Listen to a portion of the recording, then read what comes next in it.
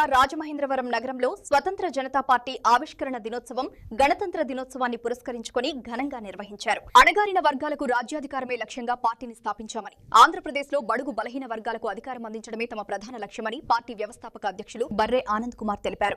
Rajahmundry quarry market centre నుంచి Gokavaram bus stand doctor Ambedkar junction వరకు వందలాది బైకులతో భారీ ర్యాలీ నిర్వహించారు. ఈ సందర్భంగా బర్రే ఆనంద్ కుమార్ మాట్లాడుతూ ప్రపంచంలోనే గొప్ప రాజ్యాంగం మనదే అయినా దాన్ని అమలు చేసే అధికార వ్యవస్థల్లో ఇప్పటికీ పేద బడుగు బలహీన వర్గాలకు తగిన ప్రాతినిధ్యం లేదని అన్నారు. మహోన్నత భారత రాజ్యాంగం అమల్లోకి వచ్చినటువంటి రోజైన జనవరి 26వ తారీఖు రిపబ్లిక్ డే గణతంత్ర దినోత్సవం రోజునే స్వతంత్ర జనతా పార్టీ రిపబ్లిక్ ని ఆవిష్కరించుకోవడం జరిగింది 2023 సంవత్సరంలో. 3 సంవత్సరాలు అయిన సందర్భంగా మహోన్నత భారత రాజ్యాంగం అమల్లోకి వచ్చిన ఈ సందర్భంగా ఈరోజు స్వతంత్ర జనతా పార్టీ రిపబ్లిక్ ఆధ్వర్యంలో బైక్ ర్యాలీ పెట్టుకోవడం జరిగింది. రాజమండ్రిలోని అతి తక్కువ టైంలో అనుకొని ఇక్కడ దాకా చేసుకోవడం జరిగింది.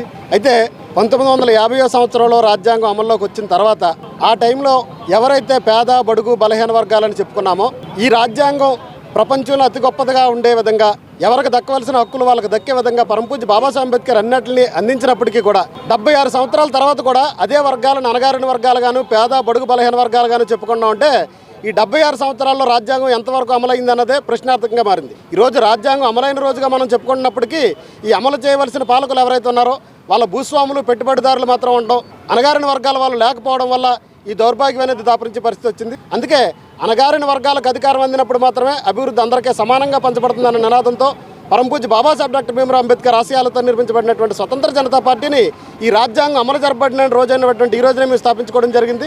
ఆ సందర్భంగా ఈ రోజు బైక్ ర్యాలీ చేయడం జరిగింది. ఈ బైక్ ర్యాలీకి వివిధ గ్రామాల నుంచి వివిధ పేటల నుంచి తరలి వచ్చిన ప్రతి ఒక్క సోదరుడికి కూడా ప్రతి ఒక్కరికి పేరు పేరున జైభీములు తెలియజేసుకున్నాను.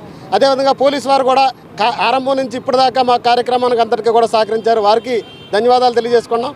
ప్రెస్ మీడియా మిత్రులందరికీ కూడా ఈ సందర్భంగా రిపబ్లిక్ డే సందర్భంగా ప్రతి ఒక్కరికి జైభీములు తెలియజేసుకుంటూ ముగిస్తున్నాను. జై భీమ్, జై భారత్.